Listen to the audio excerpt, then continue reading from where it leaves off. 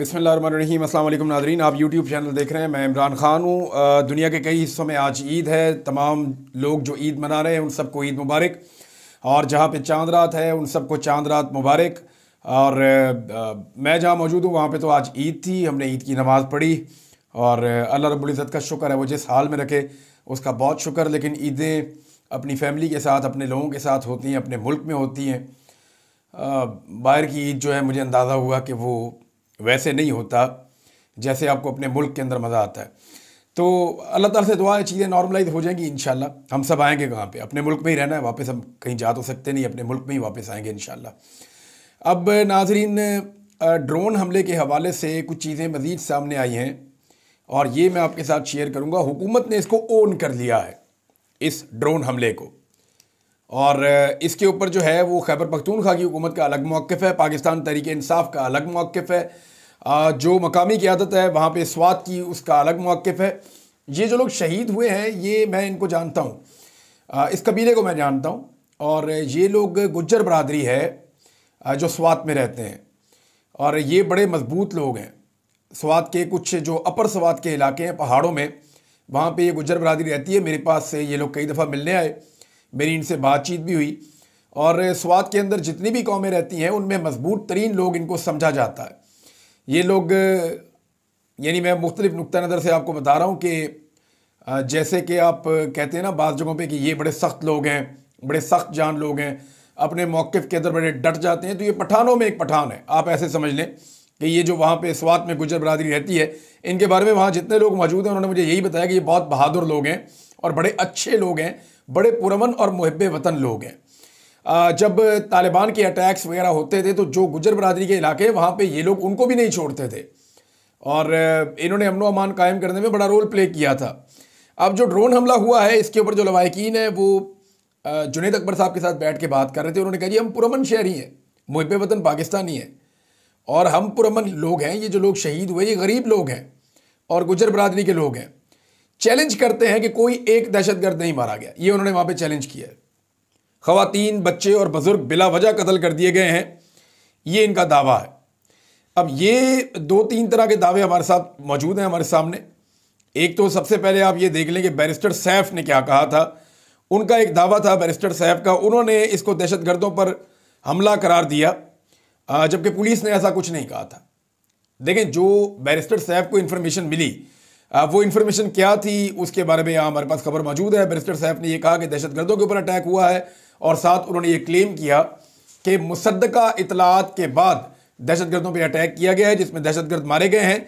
लेकिन दहशतगर्दों को मारने के दौरान कुछ ख़वातीन, बच्चे और बुजुर्ग जो हैं, जो आम वहाँ पे सिविलियन से, उनकी शहादतें भी हुई हैं।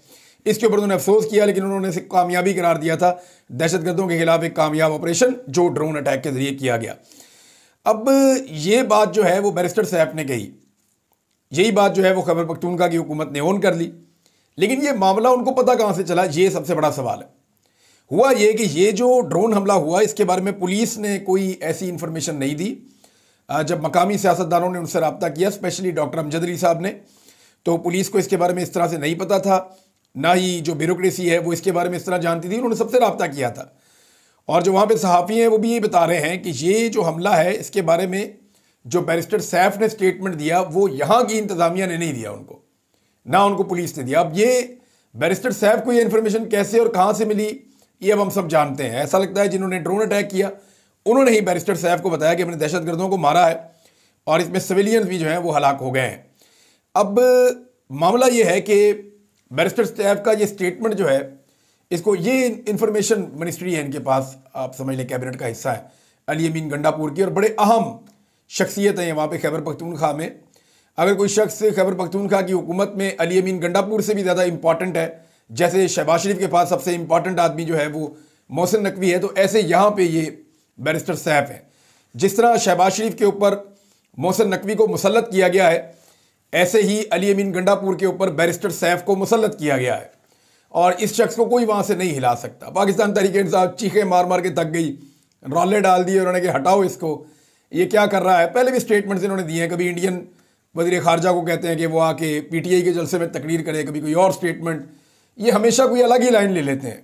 जिसका बाद में खैबर पख्तूनख्वा की हुकूमत को या पाकिस्तान तहरीक इंसाफ को जो है नुकसान भी उठाना पड़ता है। बाद औक़ात वो रिबटल्स भी देते रहते हैं कि जी हमारा इस बयान से कोई ताल्लुक नहीं है। और कई मरतबा तहरीक इंसाफ की जो सोशल मीडिया टीम है वो लोग और बाकी लोग वो कहते रहे इसको कब तक हम डिफेंड करेंगे, तो इस बंदे को जो है वो फारग किया जाए। अब ये मोहसिन नकवी है गंडापुर्स का, और मैं ये पहले कई बार आपको ये बात बता चुका हूँ, मैंने खुद अपनी आंखों से देखा है इसका कितना असर रसूख है। और जो गुजरा है वहाँ पे वो बताते हैं कि बैरिस्टर साहब को कोई नहीं हिला सकता। अली अमीन तो चेंज हो जाए शायद कभी अगर होना होगा, वो तो इमरान खान साहब का फैसला है, लेकिन बैरिस्टर साहब को हटाना बहुत मुश्किल है क्योंकि ये मोहसिन नकवी के लेवल का आदमी है और इसको उस सूबे के लिए रखा गया है जहाँ पे पाकिस्तान तहरीक इंसाफ की हुकूमत है। अब इसमें सलमान अकरम राजा साहब ने भी स्टेटमेंट दिया और सलमान अकरम राजा साहब का ये कहना है कि जो बैरिस्टर सैफ ने कहा वो गलत है। पीटीआई के सूबाई वजीर डॉक्टर अमजद अली की काटलिंग से मुतालिक मुस्तरद मालूमात फराहम कर रहे हैं, ये सलमान अकरम राजा ने कहा। और पीटीआई की पार्लिमानी पार्टी, सियासी और कोर कमेटियों ने गुज़िश्ता रोज़ बैरिस्टर सैफ के बयान के कुछ हिस्सों पर मायूसी का इजहार किया। पीटीआई इस अफसोसनाक हमले की मजम्मत करती है जिसमें मासूम जाने गई बैरिस्टर सलमान अकरम राजा। अब मामला एक और है, कासिम सूरी साहब का ट्वीट है, वो भी मैं आपको पढ़ के सुना देता हूँ। कासिम सूरी साहब ने इसकी बड़ी सख्त मजम्मत की। उन्होंने कहा मर्दान काटलिंग शमस और ड्रोन हमले के शोदा की नमाज जनाजा अदा करके तदफीन कर दी गई है। सिक्योरिटी फोर्सेज के हाथों रोज़े की हालत में बच्चों और ख़वातीन समेत बेगुनाह सिविलियंस की शहादत इंतहाई अफसोसनाक है। वाक़ई की फौरी तहकीकात करके मुलव्वस अफराद के खिलाफ इबरतनाक सज़ा देनी चाहिए। अच्छा, क्लेम ये किया जा रहा है डॉक्टर अमजद अली साहब की जानिब से और लवाहिकीन की जानिब से कि ये जो ड्रोन हमला हुआ है इसमें कोई सिविलियन के अलावा कोई दहशतगर्द नहीं मारा गया। वो कहते नहीं सिर्फ सिविलियन से, वहाँ पे दहशतगर्द था ही नहीं, इनका ये क्लेम है। और कोई ऐसी बॉडी या कोई ऐसा दहशतगर्द वहाँ से मिला ही नहीं, ये अटैक ही सिविलियंस के ऊपर हुआ है। कुछ लोग ये कह रहे हैं कि ये खैबर पख्तूनख्वा के हालात को ख़राब करने की एक साजिश है, क्योंकि खैबर पख्तूनख्वा के अवाम ने इमरान खान साहब से जब प्यार किया था और जब इमरान खान साहब का यहाँ पे मकबूलियत का तोती बोलना शुरू हुआ, जब उनकी मकबूलियत बढ़ना शुरू हुई, तो उस वक्त इमरान खान का जो सबसे बड़ा हथियार था या जो सबसे बड़ा मुतालबा था वो ये था कि खैबर पख्तूनख्वा में ड्रोन हमले फौरी तौर पे बंद किए जाएं। इसको खैबर पख्तूनख्वा में इतनी पजीराई मिली कि खैबर पख्तूनख्वा के लोग इमरान खान साहब का जुड़ते चले गए। दो चीज़ें हैं जिस पे इमरान खान साहब को खैबर पख्तूनख्वा के लोग बहुत पसंद करते हैं। तो वैसे मल्टीपल चीज़ें हैं, लेकिन एक कि ड्रोन हमलों के खिलाफ इमरान खान साहब ने आवाज़ उठाई हमेशा, और दूसरा इमरान खान साहब ने मिलिट्री ऑपरेशंस की मुखालफत की। उन्होंने कहा जी मिलिट्री ऑपरेशन नहीं, आप यहाँ पे मुज़ाकरात वगैरह करें और चीज़ों को नॉर्मलाइज करें, मिलिट्री ऑपरेशन से चीज़ें ख़राब होती हैं। और फिर इमरान खान साहब की बहादुरी है, उनका अपना एक स्टांस है, जितनी उन्होंने तकालीफ बर्दाश्त की, तो इस पर जो गयूर पश्तून है वो फिर इसकी कदर करते हैं। तो इमरान खान साहब की मकबूलियत वहाँ पर बढ़ती चली गई है। अब मामला ये है कि FIR दर्ज नहीं हुई मेरे ख्याल में। देखिए, इस पर FIR सूबाई हुकूमत को दर्ज करनी चाहिए, खबर आनी चाहिए कि जनाब FIR दर्ज की गई है कि ड्रोन हमले में मासूम शहरियों की शहादतें हुई हैं। 9 लोग बताए जा रहे हैं, 2 बच्चे, 2 ख़वातीन और 5 मर्द। अब 9 की इतला है इस वक्त हमारे पास। तो ये जो शहादतें हुई हैं इसमें बताना चाहिए ना कि FIR हो गई है इसके ऊपर, और FIR होनी चाहिए। और ये मासूम शहरियों की जो शहादतें हैं इस पर एक इंक्वायरी भी होनी चाहिए कि जो जिम्मेदारान हैं उनके खिलाफ कार्रवाई हो कि सिविलियन क्यों शहीद हुए एक ड्रोन हमले के नतीजे में और कौन से दहशतगर्द जो मारे गए। अब यहाँ पे जो हुकूमत ने इसके ऊपर अपना एक मौक़िफ़ दिया है, ज़रा आप ये देखें। यहाँ पे शहबाज शरीफ साहब का स्टेटमेंट है और ये हुकूमत पाकिस्तान ने बाकायदा इश्तिहार जारी किया है। फितनतुल खवारिज के खिलाफ कामयाब कार्रवाइयाँ, काटलिंग ज़िला मर्दान और बलूचिस्तान ज़िला कल्लात, 6 दहशतगर्द जहन्नुम वासिल। वज़ीर आज़म मोहम्मद शहबाज शरीफ की सिक्योरिटी फोर्सेज के अफसरान और जवानों की पजीराई। इस पर साबिक सेनेटर मुश्ताक अहमद साहब लिखते हैं, खुदा का खौफ करो, मैं अभी काटलिंग के 9 शोहदा के जनाजे पढ़ के वापस इस्लामाबाद पहुंचा हूँ। काटलिंग ड्रोन हमले में बेगुनाह मासूम 9 शोहदा में से 2 बच्चे, 2 ख़वातीन और 5 मर्द शामिल हैं। ये कुल 3 ख़ानदानों के 9 अफराद थे और चरवाहे थे जो स्वात से काटलिंग मर्दान के पहाड़ों पर आकर अपनी भेड़ बकरियां चराते थे। शहबाज शरीफ साहब, आपने बेगुनाहों के खून से अपने हाथ रंगे हैं।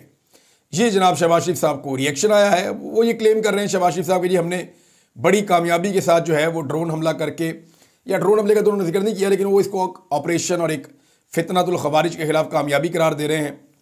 दूसरी जानिब से बताया जा रहा है कि जी ऐसा नहीं है। अब नाज़रीन उस खबर की तरफ आ जाएँ जिस पर सबकी तवज्जो है कि क्या वाकई में कोई मामला हो रहा है, इमरान खान साहब के हवाले से कोई पेशरफ्त हो रही है ओवरसीज़ पाकिस्तानी जो अमेरिका से आए उनके आने के बाद, देखिए वो ओवरसीज़ पाकिस्तानी जो ये तासुर लेकर गए हैं कि मामला ठीक हो जाएंगे। मार्केट में ऐसी खबरें गर्दिश करवाई जा रही हैं या हो रही हैं कि जनाब एक हफ्ते के बाद जो है वो कैदी छूटना शुरू हो जाएंगे, चंद दिन के बाद जो है वो अदलिया के ऊपर से दबाव हटा लिया जाएगा, एक महीने के अंदर अंदर जो है वो इमरान खान साहब के केसेस के बारे में नाइंसाफ़ियाँ बंद कर दी जाएंगी, वो 26वीं आईनी तरमीम के मामला भी शायद वापस हो जाएंगे। ये सारी खबरें मार्केट में फैल रही हैं। क्या ये खबरें सच हैं या ठीक हैं? तो ये जितना गंद मारा ना पाकिस्तान में, पाकिस्तान की फॉर्म 47 की हुकूमत ने और इस्टेब्लिशमेंट ने मिलकर, आपको लगता है कि ये गंद खुद ही साफ कर देंगे? ऐसा कभी हो नहीं सकता।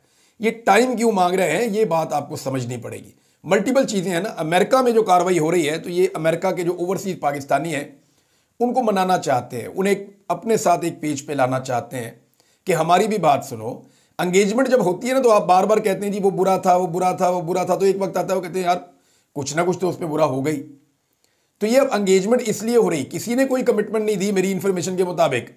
हाँ ये ज़रूर है कि आप जाके वहाँ माहौल ठंडा करें, हम यहाँ पे माहौल ठंडा करते हैं और कोशिश करते हैं कि चीज़ें हल हो जाएं, इतनी बात तो मुझे समझ आती है। लेकिन ये जो बहुत सारी चीज़ें आगे बढ़ाई दी, कैदी भी रिहा हो जाएंगे जी, 26वीं तरमीम वापस हो जाएगी, वो अदालतों पर दबाव बंद कर दिया जाएगा, ये टाइम गेनिंग टैक्टिसेस हैं। अभी ये तहरीक का मौसम है, मई के शुरू तक, अप्रैल के महीने में, मई के महीने में ये तहरीक का मौसम है। ये जून जुलाई तक ले जाएंगे, इसको घसीटेंगे थोड़ा सा, फिर गर्मी इतनी हो जाएगी कोई तहरीक चलेगी नहीं, फिर तहरीक का आगाज़ हो सकता है फिर सितंबर में जाके। तो ये 4-5 महीने निकल गए। सितंबर के बाद आप तहरीक शुरू करेंगे, फिर कोई और चीज़ हो जाएगी। तो एस्टेब्लिशमेंट को हमेशा लगता है कि एंगेज करो लोगों को और उनको एक ट्रक की बत्ती के पीछे लगाओ और बड़े आराम से अपनी चीज़ें हैंडल करो, मामलात को रिजॉल्व करो और हर तरफ हर सिमत में काम करते रहो। तो वो ऐसे ही करते हैं और इधर फोकस उनका ज़्यादा है। देखें उनका फोकस दहशतगर्दों के खिलाफ इतना ज़्यादा नहीं है जितना फोकस पाकिस्तान तहरीक इंसाफ को टैकल करने में है। और ओवरसीज़ पाकिस्तानी यहाँ पे जिस किस्म के प्रोटोकॉल्स लेकर गए हैं तो उनका ये सोचना बनता है कि शायद मामला ठीक हो रहे हैं। देखिए वो ये कहते हैं ना कि हमें इमरान खान से मिलवा दें, नहीं मिलवाया गया। वो कहते हैं ना कि बेगुनाह कैदियों को छोड़ना शुरू कर दें। अब मैं आपको एक मिसाल देता हूं कि अगर एस्टेब्लिशमेंट की नीयत ठीक है और वो चीज़ें ठीक करना चाहती है तो ये देखें पाकिस्तान तहरीक इंसाफ के अपने ऑफिशियल अकाउंट से ये इंफॉर्मेशन शेयर वहाँ पर भी हुई है। ये खातून है, वो ये बता रही हैं कि उस्मान महमूद साहब है, उनकी अहलियाँ हैं। मेरे शौहर उस्मान महमूद को 15 मार्च को नामालूम अफराद ने अगवा किया और आज तक तमाम दरवाजे खटखटाने के बावजूद उन्हें वापस नहीं भेजा गया। हमारे 3 बच्चे हैं, कल बच्चों की ईद पर हम उन्हें क्या बताएं कि उनके वालिद कहाँ हैं? हमने ऐसा क्या गुनाह किया है? वो तो पिछले 2 साल से सोशल मीडिया पर भी एक्टिव नहीं थे। लाहौर से अगवा किए गए social media member Usman Mahmood की अहलिया का वीडियो पैगाम। एक तरफ दावे हो रहे हैं कि चीज़ें ठीक हो रही हैं, दूसरी तरफ ये जो वर्कर्स अगवा हैं, जबरी तौर पर लापता है, उनका पता ही कुछ नहीं कि उनके साथ क्या होना है। देखें कम से कम गुडविल जेस्चर ये तो हो सकता है। चले एक चीज़ मैं बता देता हूँ, एक छोटा सा गुडविल जेस्चर, ठीक है ना। टेम्परेचर डाउन करना है तो दोनों तरफ से होना चाहिए, एक तरफ से तो नहीं हो सकता। और टेम्परेचर कहाँ पे डाउन हो रहा है? इमरान खान की किताबें बंद हैं, बच्चों से वो अपनी बात नहीं कर सकता, मुलाकातें उसकी बंद की हुई हैं, सियासी लीडरशिप उसको मिल नहीं सकती, वो अदालतों में जाके अपीलें कर रहे हैं, अदालतों के अहकामात को बूटों तले रौंदा जा रहा है। ये टेम्परेचर डाउन होने वाली बातें हैं। टेम्परेचर डाउन करना है तो सबसे आसान तरीका मैं आपको बता देता हूँ। सुप्रीम कोर्ट ऑफ पाकिस्तान के फुल कोर्ट ने फैसला दिया हुआ है कि पाकिस्तान तहरीक इंसाफ की मखसूस नशिस्तें उन्हें दे दी जाएं। दे दें मखसूस नशिस्तें, टेम्परेचर डाउन होना शुरू हो जाएगा और कम से कम यकीन तो आएगा किसी को कि अदालती फैसलों पर अमल हो रहा है, इंसाफ होना शुरू हो चुका है। तो कम से कम आप इतना काम कर दें। लेकिन देखिए मैं आपको एक बात बताता हूँ, मखसूस नशिस्तें नहीं दी जाएंगी पाकिस्तान तहरीक इंसाफ को। उसकी वजह है अदलिया पूरी तरह से कंट्रोल कर दी गई है। अगर पाकिस्तान तहरीक इंसाफ को पाकिस्तान तहरीक इंसाफ की मखसूस नशिस्तें मिल जाती हैं तो पाकिस्तान पीपल्स पार्टी बहुत तगड़ी हो जाएगी और इस हुकूमत को ब्लैकमेल करने की पोजीशन में आ जाएगी। अब आप पूछेंगे कि सीटें मिलनी है पीटीआई को और तगड़ी हो जाएगी पीपल्स पार्टी, ये कैसे हो सकता है? वो मैं बताता हूँ आपको।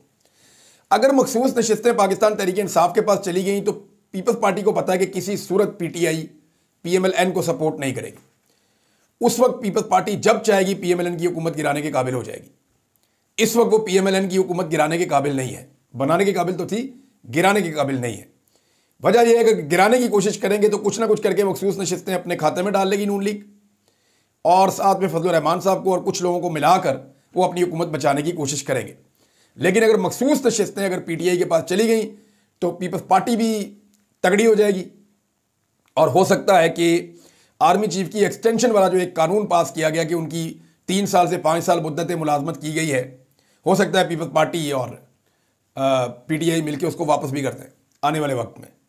और वो इसलिए वापस कर दें कि जनाब पीपल्स पार्टी के साथ भी वादे पूरे नहीं हो रहे। वहाँ बिलावल को वज़ीर आज़म बनाना था, तो बिलावल साहब वज़ीर आज़म भी नहीं बन रहे। अब खबरें ये आ रही हैं कि 2026 में 2026 के मिड में या एंड पे कहीं इलेक्शन करवाया जाएगा। कुछ लोग कहते हैं 2027 में इलेक्शन करवाया जाएगा। लेकिन ये इलेक्शन जब भी होना है, ये अब एस्टेब्लिशमेंट ने इलेक्शन हारना है। तो एस्टेब्लिशमेंट अगर नहीं हारना चाहती तो वो इलेक्शन लड़े ही ना। देखिए, मैं एस्टेब्लिशमेंट को हार से बचने का आसान तरीका बता रहा हूँ। अगर आप हार से बचना चाहते हैं, आप इलेक्शन लड़े ही ना, आप इलेक्शन के मैदान में उतरे ही ना। आप पॉलिटिकल पार्टियों को इलेक्शन लड़ने दें, जो जीत गया जीत गया, जो हार गया हार गया। अगर आप इलेक्शन लड़ेंगे एस्टेब्लिशमेंट को, मैं बता रहा हूं, तो आप बहुत बुरी तरह हारेंगे। जो मर्जी आप कर लें, आप बिल्कुल इलेक्शन नहीं जीत सकते। नाज़रीन, अब ये ओवरसीज पाकिस्तानियों में एक तफरीक डालने की कोशिश भी है। यानी कल कला को ये कहा जाएगा, देखें जी लोग मना ही नहीं हुए, टेम्परेचर डाउन ही नहीं हुआ, तो फिर हम क्या कर सकते थे। तो इस पर एक तफरका भी पैदा हो सकता है ओवरसीज पाकिस्तानियों में। इसका नुकसान कितना होगा पाकिस्तान तहरीक इंसाफ को, या उनकी जो एफर्ट है जो ओवरसीज पाकिस्तानी कर रहे हैं, इसका भी अंदाज़ा नहीं है। देखिए, ये तो नहीं हो सकता ना कि 4, 6, 5 ओवरसीज पाकिस्तानी आएँ और पाकिस्तान की फ़ौज के साथ बातचीत करें और मामला सारे सीधे हो जाएं। ऐसे होता है भला? वो इसमें ये जिस लेवल का मामला है ना इमरान खान का, इमरान खान पाकिस्तान का वज़ीर आज़म और पाकिस्तान का सबसे मकबूल लीडर है। पाकिस्तान की एस्टेब्लिशमेंट को उसकी मकबूलियत से मुसीबत पड़ी हुई है। यहाँ तो इंटरनेशनल गारंटर्स बैठे तो तब भी बात समझ नहीं आती। तो ये ओवरसीज पाकिस्तानी आज कह देंगे जी ये काम हो जाएगा, और फर्ज करें कि 2 महीने बाद नहीं होता, तो आप इनको पूछेंगे तो ये कहेंगे जी नहीं हुआ, बहुत बुरे लोग थे वो। ये इनके ऊपर तो आप वो भरोसा आप करें इन पे बेशक। देखिए, मुझे ये बहुत अच्छे लोग हैं, इन पे आप भरोसा कर सकते हैं। लेकिन मामला ये है कि इनकी हैसियत क्या है पाकिस्तान की एस्टेब्लिशमेंट के सामने, अगर वो इनके साथ वादा खिलाफी कर दें तो। ये है मेरा बुनियादी सवाल। अब कुछ टाइम गुजर गया है ना। देखें, अगर हुकूमत या ये एस्टेब्लिशमेंट करके दिखाना चाहती है तो फिर कम से कम यास्मीन राशिद साहिबा को छोड़ दें, कुछ ऐसी एक्टिविटीज़ करें या मखसूस नशिस्तें पाकिस्तान तहरीक इंसाफ को दे दें, ताकि सबको यकीन है कि जनाब चीज़ें ठीक होने की तरफ जा रही हैं। नाज़रीन, एक स्टेटमेंट बहुत ज़्यादा मार्केट में गर्दिश कर रहा है कि आम माफ़ी का इमरान खान साहब ने ऐलान कर दिया। इमरान खान माफ़ करने के लिए तैयार है पाकिस्तान की खातिर। मैं ज़रा इसको क्लियर कर दूँ। ये लोग गोल मोल कर देते हैं बात को। अली अमीन गंडापुर ने स्टेटमेंट दिया तो उसका एक अलग ही पूरा माहौल बन गया। ये शेख वकास अकरम साहब ने भी ये बात क्लियरली कही है कि इमरान खान अपने मामले को माफ़ कर सकता है, कि जो इमरान खान के साथ घटियापन किया गया पाकिस्तान में, वो कह रहे हैं जी वो मैं माफ़ करने के लिए तैयार हूँ। लेकिन जो ख़वातीन के साथ हुआ, चादर और चार दीवारी का तकद्दुस पामाल हुआ, शहीद अरशद शरीफ की शहादत हुई, जो सहाफ़ियों के साथ हुआ, जो पाकिस्तान में चादर और चार दीवारी का तकद्दुस पामाल करने के अलावा ख़वातीन को गिरफ्तार किया गया, घसीटा गया सड़कों पे, लाशें गिरी हैं, बेशुमार ज़ख्मी हैं, लोगों को गोलियां मारी गई हैं। क्या इमरान खान साहब के बाद ये हक है कि वो इन सारे मामलात में भी आम माफ़ी का ऐलान कर दें? मुझे नहीं लगता। रूल ऑफ लॉ अगर आपने मुल्क में लेकर आना है तो उसका तरीक़ाकार यही होगा कि आपने कानून के दायरे में सबको लाकर खड़ा करना है और कानून के मुताबिक कार्रवाई करनी है। अगर वो आप नहीं करेंगे तो फिर कोई फ़ायदा नहीं है। फिर ये मामला ऐसे ही चलता रहेगा, ये सिलसिला ऐसे ही चलता रहेगा, कोई चीज़ तब्दील नहीं होगी। ये बात आप मेरे से लिख के ले लें, कुछ भी तब्दील नहीं होगा। और अब एस्टेब्लिशमेंट चाहती है कि चंद महीने और निकल जाए, कोई खतरा वतरा टल जाए और आने वाले वक्त में फिर आने वाले वक्त में देखा जाएगा। ये तो 10-10, 15-15 दिन करके गुजार रहे हैं कि किसी तरह इनकी हुकूमत मुद्दत पूरी कर ले, और बड़ी कोशिश कर रहे हैं कि मामला थोड़ा सा और आगे घिसट के चला जाए, थोड़ा सा और आगे घिसट के चला जाए, लेकिन मामला इनसे घसीटा नहीं जा रहा। नाज़रीन, अहमद खान न्यादी साहब हैं, ये इमरान खान साहब के रिश्तेदार हैं। इन्होंने इमरान खान साहब के लिए बड़ी कुर्बानी दी है। ये हर जगह पे मौजूद होते थे, हर जगह पे जो है वो फ्रंट पे खड़े होते थे। अहमद खान न्यादी साहब का एक स्टेटमेंट है, बड़ा उनका तकलीफ दे स्टेटमेंट है, मैं आपको पढ़ के सुनाता हूँ। और ये क्योंकि ऐनी शाहिद हैं हर चीज़ के, चाहे वो इमरान खान पे हमला हो या इमरान खान साहब की मीटिंग्स हों या जलसे जुलूस हों, हर जगह पे ये इमरान खान के साथ होते थे। तो उन्होंने कहा कि एक वक्त था कि अगर फालतू का एक सिपाही भी बनी गाला या जमान पार्क आ जाता था तो पूरी पीटीआई अवाम के साथ इमरान खान के घर हिफाजत के लिए पहुंच जाती थी। लेकिन अब ये वक्त आ गया है कि पीटीआई रहनुमाओं के नाक पर मक्खी तक नहीं बैठती। क्या ये सारे जेल और कुर्बानियों के रिकॉर्ड इमरान खान ने ही बनाने हैं या तुम लोग भी कुछ करोगे? ये अहमद खान न्यादी साहब का स्टेटमेंट है। वो गैरत दिलाने की कोशिश कर रहे हैं पाकिस्तान तहरीक इंसाफ के लोगों को कि जनाब खड़े हो जाएं, इमरान खान आपके लिए खड़ा है। लेकिन तहरीक इंसाफ में मार तो बहुत खाई है। देखें, पंजाब में भी बहुत मार खाई है, खैबर पख्तूनख्वा में भी बहुत मार खाई है, लेकिन इमरान खान के लेवल की कुर्बानी किसी ने नहीं दी। ये बात बिल्कुल ठीक है। और वर्कर जो है वो कुर्बानी देने के लिए तैयार है। वर्कर कहता है जी मेरे से आप कुर्बानी ले लें जो मर्जी, मैं हर तरह की कुर्बानी दूंगा। लेकिन जो लीडरशिप है उनमें अक्सर लोग जो है वो कंप्रोमाइज़ ऐसे दिखाई देते हैं। ये नहीं मैं कह रहा कि वो शायद एस्टेब्लिशमेंट के साथ मिल गए हैं, साजिश का हिस्सा बन गए, नहीं। हर एक की अपनी अपनी मजबूरियां हैं और हर एक जो है वो अपनी अपनी वजूहात की बिना पे एक सर्टन लेवल से आगे नहीं बढ़ता। कुछ लोग जो है वो बड़े खुल के आते हैं, खुलकर बात करते हैं, जिनमें ख़वातीन जो हैं वो सर फहरिस्त हैं। ख़वातीन ने जो किया इस तहरीक में, पाकिस्तान तहरीक इंसाफ की, और कोई नहीं कर सका। तो नाज़रीन, इस वीलॉग को यहाँ पे रोकते हैं, अगले वीलॉग में कुछ और चीज़ें बताएंगे। लेकिन याद रखिएगा कि अख्तर बेंगल साहब का जो धरना है वो वहाँ पे लखपास के पास बैठा हुआ है और वो ये कह रहे हैं कि जब तक ये रुकावटें नहीं हटती हम ईद भी नहीं मनाएंगे, हम यही बैठेंगे, हम अपनी ख़वातीन को रिहा करवा कर जाएंगे, हम कोयटा में दाखिल होंगे। दूसरी जानिब हुकूमत ने कहा जी कि हम इसकी इंक्वायरी कर रहे हैं। वो बता रहे हैं जी यहाँ पे तो जो खुदकुश बम्बार ने खुदकुश हमला किया उसकी बाकियात तक हुकूमत उठाकर नहीं लेकर गई। इन्होंने तो इंक्वायरी भी शुरू नहीं की कि अगर इंक्वायरी कर देते कम से कम इस मामले की मामला आगे बढ़ जाता, वो भी नहीं किया। तो फिर इनकी नीयत क्या है? अभी भी कोयटा के अंदर से खबरें आ रही हैं कि लोगों को जबरी तौर पर लापता किया जा रहा है और बलूचिस्तान के मुख्तलिफ इलाकों में ये एक्टिविटीज़ हो रही हैं। अब तक के लिए इतना ही। अपना ख्याल रखिएगा, अपने चैनल का भी। अल्लाह हाफ़िज़।